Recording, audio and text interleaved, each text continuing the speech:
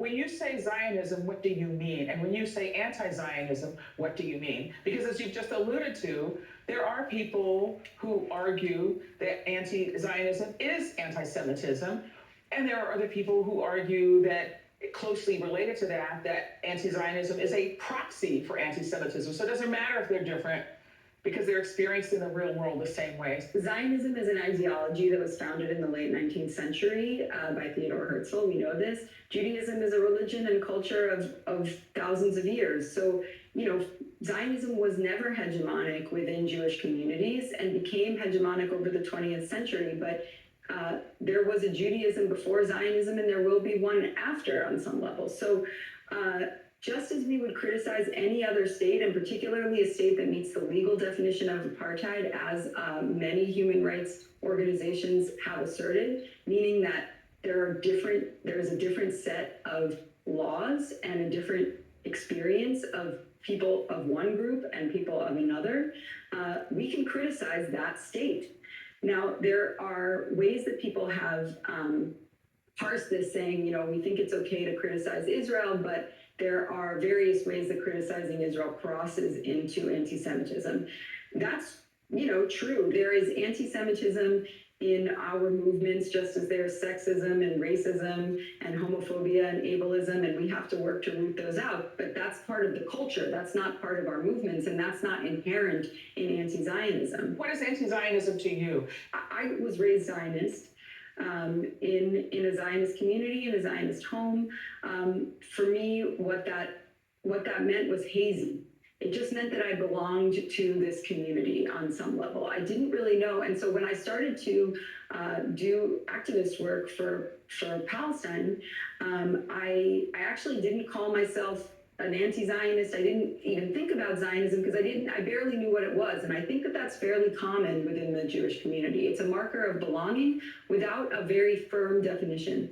And essentially what anti-Zionism means for me now is twofold. One, it means that I recognize what Palestinians have experienced as Zionism as the primary way of understanding what Zionism means, because it has meant a different set of different standards on equality, the not having freedom of movement, being tried in different courts according to different laws, not having the right to vote for the government that controls their lives.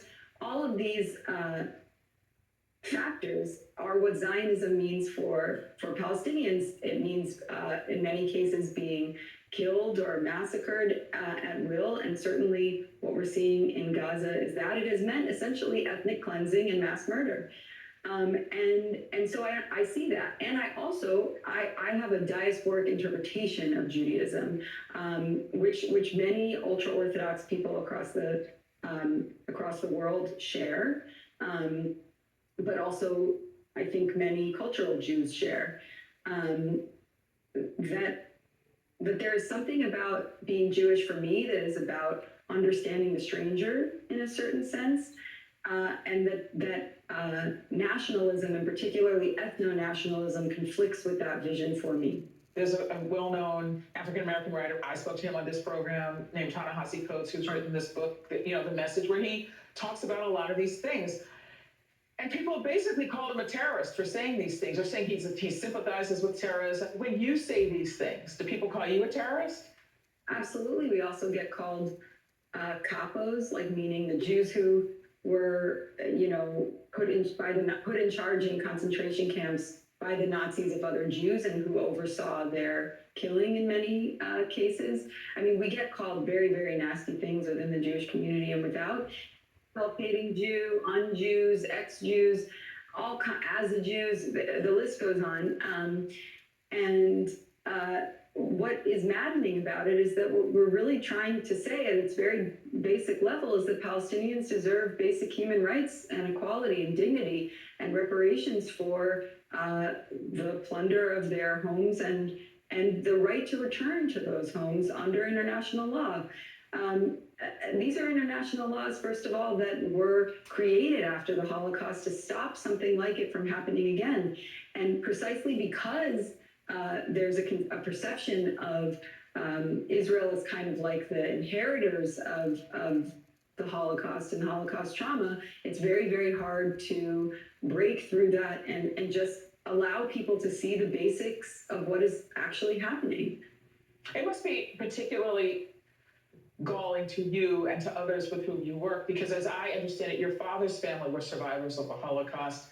Um, your mother's family were Arab Jews from Haifa and what was formerly known as Palestine. And I'm just thinking that to come from a heritage of survival and then to be called some of these names must be. It's enormously painful. I mean, my dad's parents were survivors from Salonika, of Auschwitz. But frankly, it's really not about me. I mean, we're doing this work because of the images that we are seeing right now, just specifically coming out of Gaza, people being burned alive, people being carried, their remains being carried in plastic bags.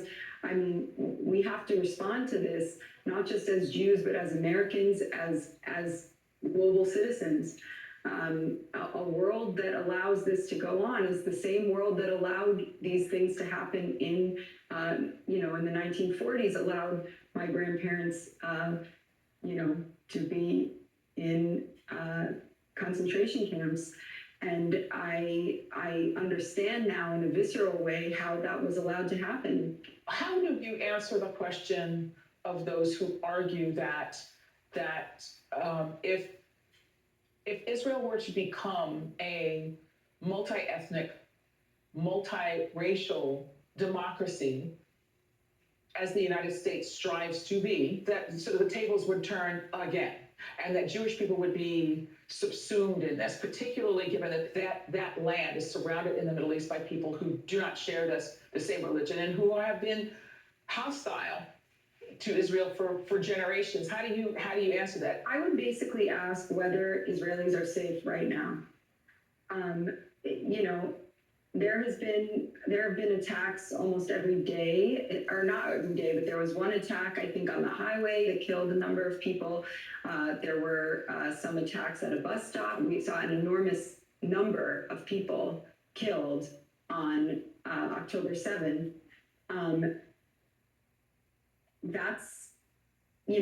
Is that safety? And the Arab states directly around Israel have basically said that they would accept 67 borders. Even Hamas has said that.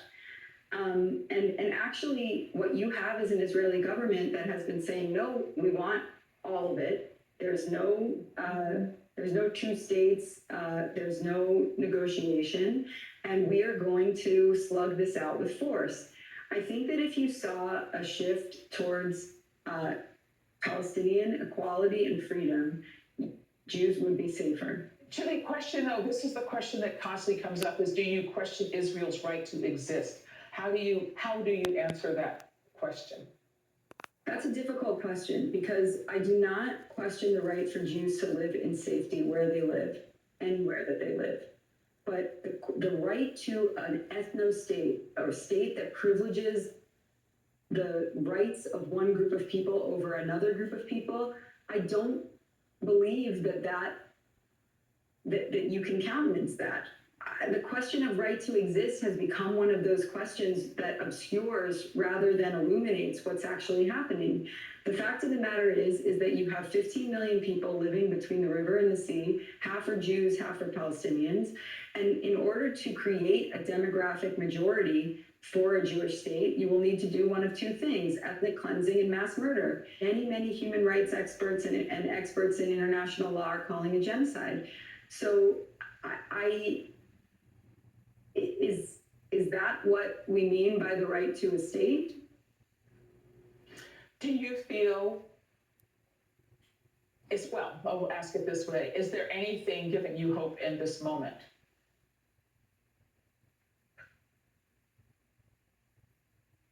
This is a very dark moment. I don't know what to say. This is like a dark night of the soul. I think that the only thing giving me hope is that it's so dark that maybe it's the dark before the dawn, that maybe, people will be able to see what is happening and build something new on top of, the ashes of the old, out of the ashes of the old. Maybe this is the kind of old world struggling to die and the new one struggling to be born. But that does mean that now is the time of monsters, as they say. And I do think that personally for me, I do this work not because I have hope, but because I believe that it's the right thing to do, and that we owe it to the people who are suffering not to stop doing it. Ariel Angel, thank you for speaking with us. Thanks so much for